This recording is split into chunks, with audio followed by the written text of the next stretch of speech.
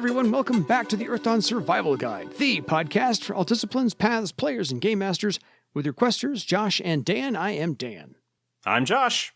And on today's podcast, we will be discussing all things industrial, and I'll explain that in a minute or so. So if you have any questions for us, please drop us a line at edsgpodcast@gmail.com or leave us a voicemail. The instructions can be found somewhere, and we'll plug your actual audio into the show. So if you'd like to hear yourself, like I like to hear myself all the time as I edit the show, please call us in. Otherwise, we'll get to you soon. So we are going to talk tonight about the orc tribe of Rejruk's foxes. I didn't know if it was like pronounced Icelandically, where the J is kind of this weird sound like Rejruk's. I wouldn't. Rej. It's orcish. Yeah. Rejruk is how I would pronounce it. Fair. I can go along with that entirely. This is an interesting tribe, and I think it's my second favorite after the Thunderers. This is, they claim to be one of the more indigenous tribes of Cara Fahd. They say that they settled here like right after the Scourge, but one of those things. The interesting thing I find as well is they take the name, whoever's the chieftain takes the name Rejruk as their first name. So currently, Rejruk is Rejruk Softpaws as the leader of the tribe in its current state as it stands right now. They came to Cara Fahd right after the Scourge. They don't say when. They're not concerned with that detail. It doesn't matter to them. They're just there now. They settled in a village called Gevosht with about 700 farmers. And Gevosht has since become the second largest city in all of Cara Fahd, right after Clawridge. And Gevosht was actually planned from its inception to grow and accommodate. Very unusual for a set of orcs, if you may notice. And they state that the buildings are simple, they're serviceable. All the businesses are on the outskirts of town. The residences are therefore concentrated in the middle of town, so that anybody coming to do business doesn't mess with people's residence. They hit the outskirt, get their business done, and leave.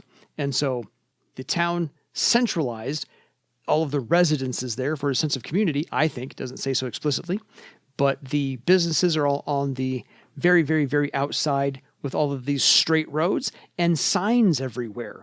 So it really is a planned city, which is amazing. But that's what happens. So initial thoughts on Rejruk's foxes. I like them. I kind of agree with you. They are up there in terms of my favorites. They are quote unquote native to the area. Yeah. Certainly compared to all of the other tribes that we have discussed thus far. Because all of the others came in the aftermath of the declaration of Cara Fahd's reappearance of Krathis Grann's announcement. Yeah. They all kind of came in the aftermath of that and followed her there, whereas Rejruk's foxes were already there and kind of already established. Yeah. And have no problem with what's happened. They're like, okay, yeah, cool, this is going on. They don't have particularly high opinions of some of the other tribes that have came. The opening line of this essay just laid it out from the start. Yeah. Aren't you done talking to the metal beards and the screaming whatever? Broken fists or the metal skulls or whatever they call themselves. Call themselves this day. Yeah, you come talk to a real orc tribe. I was like, oh, and the tone is set. Yeah.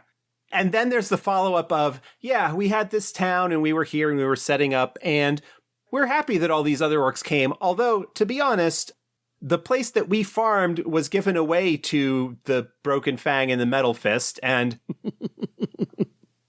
what are you going to do? We're just going to keep doing and we just try and stay out of their way because they're like hot-headed nincompoops who are always going at each other and we're just trying to live. They are a small tribe compared to even Aslak's Armbreakers. I think they're even smaller than them. They've got maybe 50 mounted warriors. Yeah, and I think this is the orc definition of keep calm and carry on. Yeah. If ever there was an orc tribe that embodied that, this is them. Because they do say, the Metal Fist and whoever else really outnumber them 10-1, and they don't like getting their asses kicked. They're like, we're not going to fight with the other orc tribes because that's just not our business because we know we're outnumbered and outgunned. That's not what we're here for. And we're also, because of that, not going to tell the chiefs of the Broken Fang or the Metal Fist that they can't come into town to buy stuff because we'll take their silver. Yeah, we'll take their silver and do other things with it. We adapt, we adjust. Yeah. You know. This is the more malleable of the orc tribes, and I like them for their malleability and the fact that they can roll with the punches and change with the tides for searching for other bad metaphors. So Gevosht lies directly between the two Broken Fang and Metal Fist, and so they are constantly in the middle. They are the ground that the two running elephants trample upon. Yes. For lack of a better phrase. So when they do quibble, the Rejruk foxes just kind of keep their head low, clean up the aftermath, and go about their business. The Rejruk foxes do make money off of both of those tribes, especially to pay their craftsmen. And so by really investing in their craftsmen, this has brought all kinds of trading companies into Gevosht, which is where they reside. And so yes, Rejruk has no problem saying, we've only got 50 cavalry. They're scrawny. They're not so much warriors, but they have developed their talents in other ways. They do more scouting and screening. They breed their horses to be quick and light, and they practice speed and stealth and patience. And so they have a ritual called the Nibasal Kutkro, which is where they send somebody off into the woods by themselves to catch a wren or a weasel in the forest barehanded and bring it back alive. This is to teach them certain traits. If they don't qualify for this, then they don't get to accept other responsibilities of being an adult. So this is like the ritual where when you go into the forest to perform this, if you pass, they consider you an adult and therefore you can have responsibilities. If you don't pass this, they still consider you a child and will treat you as such. Until you are able to demonstrate the skills that they value, which is patience and stealth and observation. Commitment to mundane things. Yes. It's not just about power and glory and I'm going to go do this and look awesome. No, you got to pay the bills. You got to get up and get dressed and bathe every morning. You know, the mundane tasks adults actually do. And so this is to prove your commitment to those mundane tasks and that, you know, you can accept not everything has to be spectacular and awesome every day. The stealth and the light touch of catching a wren or a weasel and keeping it alive, the level-headed thinking practicality of this. How do you catch it? How do you care for it? How do you sneak up on it? All of those little things go into this ritual. How do you bring it back? And then focus on not fighting or wandering. Can you focus on this one thing where your ADHD orc brain doesn't kick in and go, ooh, pretty, and or go over here and go, ooh, I need to conquer that, or I'm going to go knock this down because it's fun. No, you need to focus on this task. And so this ritual has many layers to it, and I appreciate them for that. So, because if you can't handle the Nibasal Kutkro, you don't get to get married. You don't get to take care of any children, yours or anybody else's, because you are not trustworthy enough to handle the mundane tasks of not fighting, not wandering, and paying attention to the thing that you're actually supposed to be paying attention to, because children are a handful, especially orc children. Anyway, so none of those obligations are for you if you can't pass the Nibasal Kutkro. Yeah. This also makes for skilled fox cavalry, because they, like she said, they've only got 50 or so compared to the hundreds, almost thousands of the Metal Fist and the Broken Fang. They're the warriors. The Rejruk's foxes knows their place as far as what role they play in this arena. They are the scouts. They are the messengers. They're the keeper of secrets. And they are trained in all manner of terrain. They specifically know how to train in mountain, jungle, flat plains, underground, you name it. So their cavalry can function anywhere, and they are hired as scouts for the other tribes that need them. Yeah. Scouts and messengers, the ones that relay messages. What immediately came to mind for me was actually the movie Gettysburg, where it shows like a lot of the need for messages and dispatches and so forth that are going from place to place, and how they have take these orders to Commander, to General Stewart. Mm-hmm. The guy gets on his horse and immediately starts galloping off so that the orders can be delivered, that the messages, the information, unlike today where we've got radio and all of this stuff that allows rapid, if not instant communication across large distances. And where in that case, the intelligence and counterintelligence situation is one of more of a technological bent, as opposed to this older style where it is important to get the messages through. And so having a messenger, having a scout, having someone with the skills to quickly and quietly get to where they need to be to deliver the information that they need to in order for the broader campaign to succeed. The internal recognition of we are really valuable to the efforts of the larger cavalries doing what they hope to do.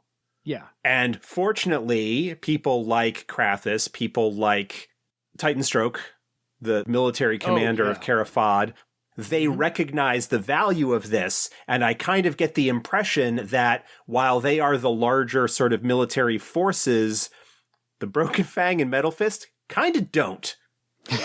Yes, they don't. They take other people for granted. Picture it. You are at the head of 1,000 head of cavalry and you're coming across a mountain pass and you discover something and you need to let the 2,000 cavalry coming up behind you that something's not right. Yep. Like they need to do a flanking maneuver all of a sudden and you have no way to tell them. Yeah, exactly. Tell one of the Rejruk's foxes, go there and give them this message and have them do this. Ta-da! Done. That's the whole point. And so, Rejruk foxes are the oil in the gears that make a lot of Cara Fahd work and a lot of cavalry work. Yeah, and they are the first tribe, for lack of a better term, of town orcs, of city orcs. Like, they were already settled as a community. They are not, and have not been for a while, a nomadic people the way that thus far all of the others have been. Yeah. The Broken Fang and the Metal Fist, they're in one place, but they are still sort of living that nomadic orc scorcher lifestyle. Asuk's Armbreakers have kind of settled, but they were also part of another cavalry group along similar lines. Yeah. The Thunderers, likewise, have settled, but were also kind of a military force, a mercenary group. This is the first one that's like, yeah, we kind of settled here a while ago, and we don't actually remember exactly when, but we've been here for a while, and we've built this town, and this is who we are and what we do, and we know what our strengths are, and we play into those here in this new, larger community that we find ourselves in, and yeah. Because without having it being spoken overtly, they started as farmers. This is a whole tribe of planners and resource management people who are there, who coordinate effort and get things done because they have to feed people.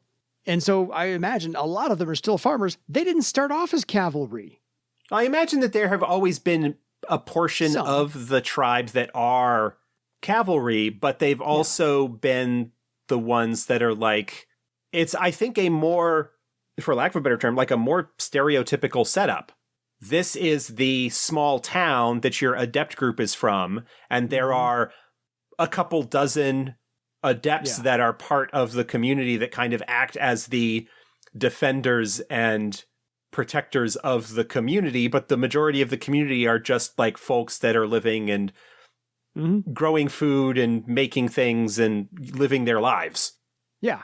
So I imagine along with the scouts, maybe a couple of thieves, because they do say something about stealth, and there's a little bit in here about maybe stealing you Theron set of horses, and you can't hit what you can't see. So I get that. So maybe there's a couple of thieves, adepts in here as well. I can also imagine, since they mentioned craftsmen, a bunch of weaponsmiths are going to be involved in this Rejruk's foxes. That's just me. So I could easily see this tribe being part of a character history, as far as if you follow any of those three disciplines, scout, thief, or weaponsmith, by all means. Rejruk's foxes is great. The other thing I noticed as well is this is the first essay submitted to this library, and there is zero commentary. There's no sidebars. Yeah. It's really short. It's like a page. Yeah. But it's a really well done page. We haven't actually talked about this with any of the others, but I remembered that there was, back in the game information chapter of the Cara Fahd book, there is some tribe-specific stuff. Yeah. The information on the Metal Fist clan gauntlets, right? Like we talked about what those being important. The information on them is in the back of the book, like what the ranks of them are and stuff like that. Yeah. The Broken Fang have a Circle 1 Nethermancer spell available to them called Horse Call, which allows the caster to scare an opponent's mount. Yeah. The Armbreakers maintain some of the traditions from Herok's Lancers where they've got threaded bone armor. Nice. The Thunderers have a couple of talent knacks, as do Rejruk's Foxes have a talent knack called Swift Hoof, which is like sprint, but for their horses. So They've got like specialized magic that allows their horses to go faster than they otherwise would. Yeah. It's a trick riding talent knack. Well played, gotta say. I also love the fact that since they are the keepers of secrets, that the information about the important people is really not mentioned. They give you that Rejruk says, if you want to find me, I'm 6'3", orc female, light brown hair, blue eyes with ruddy pink skin, and I wear a fox fur sash. That's all you get. You don't know her motivations. You don't know her political leanings. You don't know her aspirations. All you know is what she looks like. And then if you want to keep up with her, maybe she'll tell you why they follow the fox, because that's not even in here either. So why they're called foxes, nobody knows. So the Game Master gets to play with that just a little bit. And then the other one, Oderu Thundervoice, is her daughter, the eldest daughter. You don't know how many others she has. This is the only one that's mentioned. So talk about keeping secrets and not letting the information out of the bag too much. And Oderu has spent lots of time in Landis's ancient libraries, currently being underappreciated where they are, by the way. And is all right now in Claw Ridge or the Wurchaz library to do some service, and they're using their scout training to map Cara Fahd. But again, that's all the information you get, and provided by Rejruk herself, Rejruk Softpaws. So you don't really know anything else about this. Otherwise, they're farmers originally farmers, and so they're probably just the salt of the earth people who don't need to brag, who just go about their business because things need to get done, and they're the tribe that's going to get them done. This doesn't say anything about all the chiefs are male or female because they're all named Rejruk. It doesn't say anything about the leadership qualities or anything else. It doesn't say where she came from. It doesn't say where why they follow the fox. So either the Game Master gets to be really creative with this stuff or leave it a mystery from here on out. Continue to leave it a mystery. I like these folks. They're practical. They're, again, another twist, another take on an orc society. Yeah. Lou has mentioned when he's kind of talking about the episodes we've been doing on this, about how this book and Crystal Raiders really epitomizes the approach that they took in first edition of general and then narrowing down to be more specific. Is that you had just this really broad stereotypical notion of orcs in the core book and fleshed out a little bit in Denizens Volume 2. And then by the time we get to this book, now we've got some tribes have been mentioned in other places and whatnot, but now we have a book that's got, we've covered what, 1, 2, 3, like 5 tribes thus far. Mm-hmm.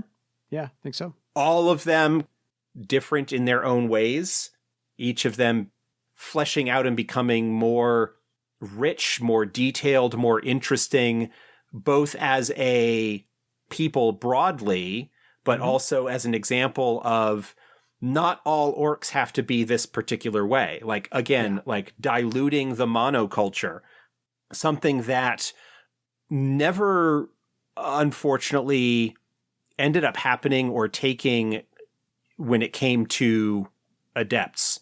you are well aware, as I am, that there are some folks who took the information in the Adept's Way as the only way to play this discipline. Yes. Even though there were examples within those essays of different ways to approach them, and the information in the text saying, this is not the only way to approach it, and here's how you can come up with your own philosophy and whatnot for your adept and how they approach their discipline. The important thing being that they need to have this mystical mindset, this definition internally of how the world works in order to be able to unlock the magic. This is an example of orcs don't all have to be hot-headed brutes. Warriors. Like, yeah, there are a significant number of them that are, but then we have the Thunderers, who are a lot more disciplined and spiritual in a sense. Mm-hmm. We've got Rejruk's Foxes, who are practical and have settled down and have been settled down for multiple generations at this point and recognize their strengths and what they do well and do their best to serve Cara Fahd as they can, but also know that they're gonna stay out of the way of the more hot-headed and stereotypical orc cavalries that we have sort of been encountered to thus far. Yeah. I like it. I do too. It's one of those, take something stereotypical and refine the facets of it in different ways. And this is, again, we've covered 5 so far. This is the 5th facet. I think this does more to redeem orcs in general fantasy, just like Stan Nichols' Orcs trilogy did as well, just to redeem them from the typical Tolkien orcs are gruff, bad guys, blah, blah, blah. So I think Earth Dawn has done more of a service to orcs in this book alone than a lot of other representation in general fantasy. I absolutely, if I make an orc scout, they're coming from Rejruk's Foxes. Oh, yeah. I'll make up my own way as to why they follow the fox. And I can already think of like 3 different things that I'm not going to tell anybody else because that's my story. My favorite image out of this whole essay is when he's talking about Gevosht and how she is talking about Gevosht and how, yeah, we take the silver of the larger tribes and we pay our craftsmen, which means the merchants come to us, but then the merchants also come to us to complain when those larger cavalries are causing problems. And the image that I have is, have you ever seen a cavalryman's horse run into a tavern to rescue her from danger? Then you have some idea what happens when a small herd of thunder beasts does the same. I read that to my wife, who is not a gamer, and she also laughed. So that's my favorite image from the essay as well. But then it's followed up with like, so if I ask you, Krathis, to make some rules. Yeah, I have reasons. I'm not complaining because we don't complain, but head down, nose to the grindstone. It is tough for us to do what we do if we are constantly cleaning up the messes of the Iron Fists and Broken Fangs beating each other up in our taverns. Yes. Just the way the last 2 have been presented, the Thunderers and the Foxes, I absolutely love the way that they were presented in-game, in character. Yeah. Beautifully done.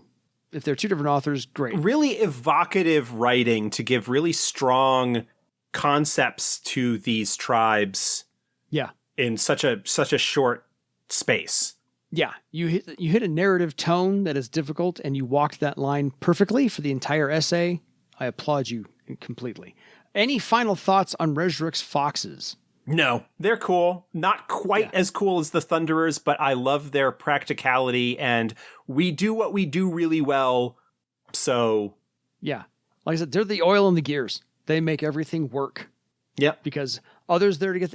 this is the water boy and the athletic equipment people on the sideline of whatever sports game you're watching. The Warriors are there out to get the prize and the goals and the whole 9 yards, and the other ones that get celebrated and get the attention. These people know that they did the work to let the Warriors shine. And I applaud them for that as well. So, and the chief is like, just don't forget that we do this. Yeah. Just remembers. We're not expecting the highest accolades, but at least recognize what we do and reward it as is fitting. Yes, agreed. So until next time, folks, go enjoy Rejruk's Foxes and keep calm and carry on. for your legend. Good night, everybody.